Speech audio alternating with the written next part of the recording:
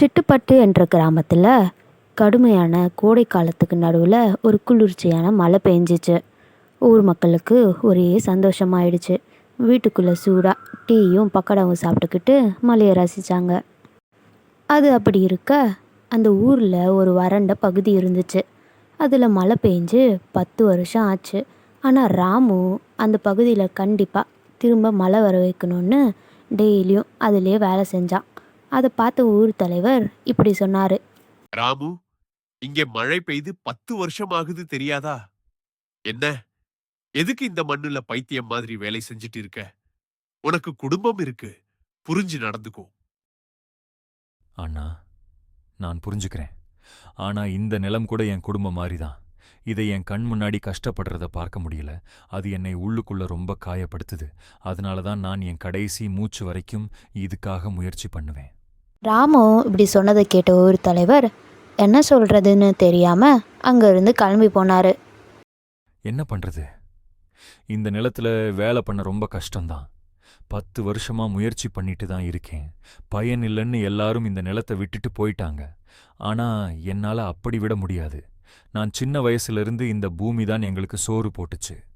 இப்போ இது கஷ்டத்துல இருக்கும்போது விட்டுட்டு போனா அது நன்றி கெட்ட மாதிரி இருக்கும். கடைசி மூச்சு வரைக்கும் நான் முயற்சி பண்ணிட்டே தான் இருப்பேன். ராமுவோட மனைவியும் ஊர் மக்களை போல தானும் செழிப்பான பகுதியில் போய் வாழ்கிறதா சொன்னான். அதுக்கு ராமுவும் இப்படி சொன்னார். சரிதான். ஆனா எனக்கு கொஞ்சம் அவகாசம் வேணும். இங்க இன்னும் கொஞ்சம் காலம் வேலை பண்ணுவேன். எனக்கு முழு நம்பிக்கை இருக்கு. நான் அந்த இடத்தை பழைய மாதிரி மாத்துவேன். ராமுவோட மனைவி தான் சொன்ன மாதிரியே அந்த ஊரை விட்டு செழிப்பான பகுதிக்கு போனான். அப்படியே நாட்களும் போச்சு. ராமு விறகு வித்த காசை எடுத்துக்கிட்டு தன்னோட பிள்ளைகளையும் மனைவியும் பார்க்கறதுக்காக போனான்.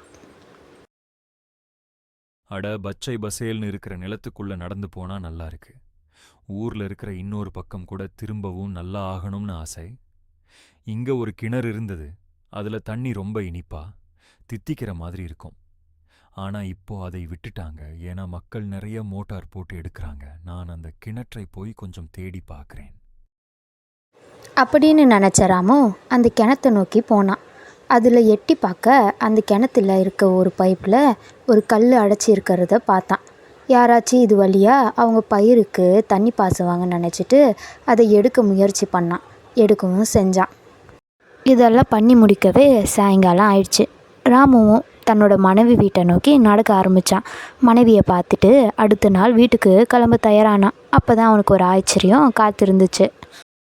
ராமு இது எப்படி சாத்தியம்னு யோசிக்கும்போது தான் அவனுக்கு ஞாபகம் வந்துச்சு. அந்த கிணத்துல இருந்து அவன் அடைச்சிட்டு இருந்த கல்லை எடுத்து விட்ட ஞாபகம்.